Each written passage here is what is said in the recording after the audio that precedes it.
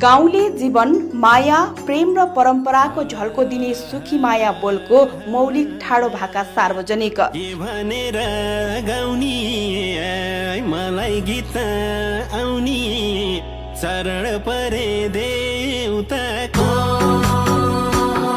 जब सबै बाटो बन्द हुन्छन् तब देउताको ढोका खुल्छ।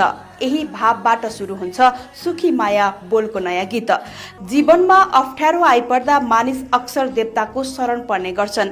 यही पुरानो विश्वासमा टेकेर यो गीतको कथा क्रमशः माया प्रेम अभाव र गाउँले जीवनको यथार्थमा पस्छ अनि भिडियो हेर्ने ठाडो भाकाका फ्यानहरूलाई आफ्नो गाउँको घर दैलोसम्म पुर्याउँछ। यो मौलिक ठाडो भाकामा मन्जु र कुलेन्द्र विश्वकर्माको स्वर रहेको छ।